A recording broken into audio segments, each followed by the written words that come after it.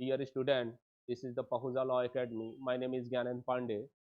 Today, very interesting topic उन विद्यार्थियों के लिए जो जुडिशरी की तैयारी करना के लिए अपनी प्रिपरेशन करना चाहते हैं, उनके लिए इस विषय पे चर्चा होगी कि कौन जुडिशरी का एग्ज़ाम दे सकता है, कौन जुडिशरी के एग्ज़ाम के लिए एलिजिबल है।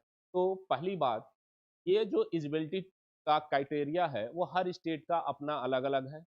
जो यूपी जुडिशरी का एग्ज़ाम देने के लिए सोच रहे हैं या बिहार जुडिशरी का सोच रहे हैं, तो वे विद्यार्थी हर स्टेट का अपना-अपना जो एलिजिबिलिटी के बारे में है, वह अलग-अलग है। इसलिए सबको हम देखेंगे कि कौन-सा स्टेट किस क्राइटेरिया को मानता है। तो पहली चीज़, यूपी अगर हम यूपी और बिहार को देखें तो दोनों में सिमिलरिटी है। यूपी और बिहार में वे विद्यार्थी जिनकी एलएलबी कंप्लीट हो गई है किसी बार काउंसिल से मान्यता प्राप्त विश्वविद्यालय से या उन डिग्री कॉलेजों से, वे एलिजिबल हैं जज बनने के लिए, वो फॉर्म भर सकते हैं। कहीं जैसे दिल्ली के और हरियाणा आयोग जो है, उनके लिए एलएलबी तो कंप्लीट होनी ही चाहिए, बल्कि बार काउंसिल में उनका रजिस्ट्रेशन भी होना चाहिए। वही लोग उस स्टेट का जुडिशरी का एग्ज़ाम देंगे, पहली चीज़। दूसरी चीज़, बात करें हम ऐज की, तो ऐज को भी हर स्टेट ने अपने-अपने हिसाब से अलग-अलग निर्धारित किया है। जैसे यूपी में मिनिमम आयु जो है 22 साल और मैक्सिमम 35 साल है, और बिहार में जो यही मिनिमम 21 साल और मैक्सिमम 35 साल के स्टूडेंट विद्यार्थी ही जुडिशरी का एग्ज़ाम दे सकते हैं। दूसरी चीज़, आपको यह जानना भी पड़ेगा कि यूपी में केवल 4 अटेम्प्ट ही दिया जा सकता है।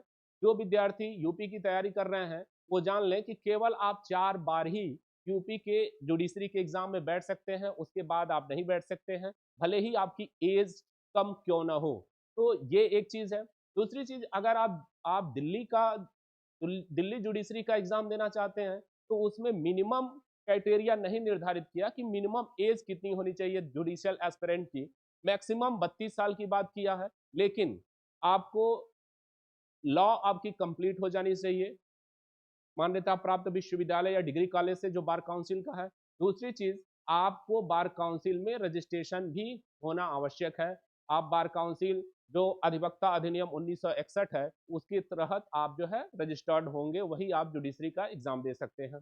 तो ये रही, और इस पे भी हर स्टेट के जो एससी और एसटी के कैंडिडेट हैं, ओबीसी के कैंडिडेट हैं या पीएच कैंडिडेट हैं, उनमें एज का कुछ रिलैक्सेशन भी दिया गया है। तो इस आधार पे जैसे यूपी जो है 5 साल का एज का रिलैक्सेशन देता है, अगर वो विकलांग कैंडिडेट हैं तो उनको 15 साल का रिलैक्सेशन है। तो इस आधार पे आप देखेंगे कि हर स्टेट का अपना-अपना अप्रोच है एग्ज़ाम के एलिजिबिलिटी के लिए, कौन व्यक्ति उसका एग्ज़ाम देगा।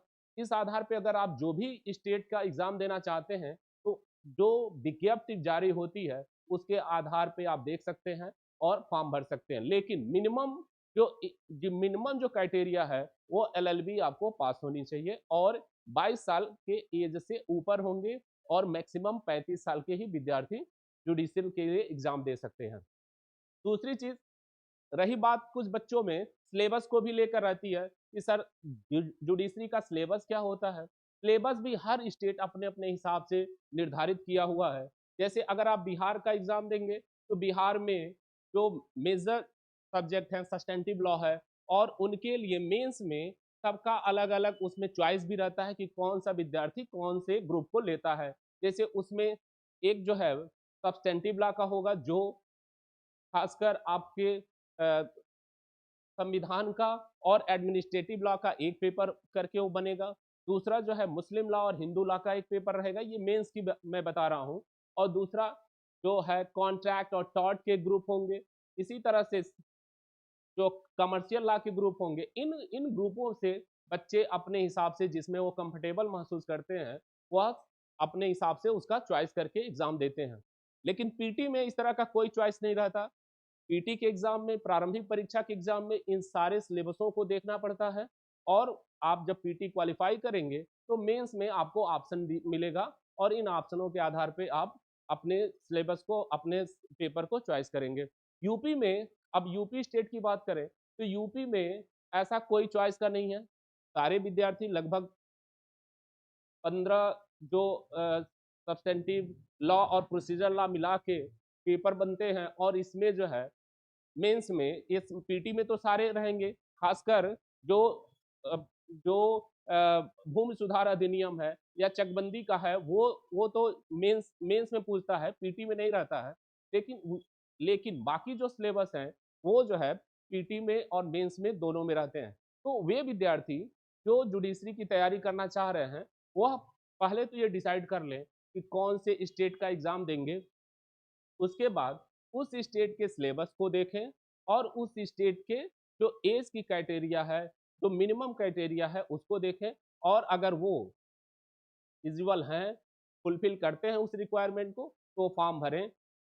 बाकी रही बात कि जुडिशियल का एग्जाम के लिए पीटी की तैयारी कैसे करें, मेंस की तैयारी कैसे करें और इंटरव्यू की तैयारी कैसे करें, यह एक अलग विषय है। इस पर भी हमने डिटेल से आपके लिए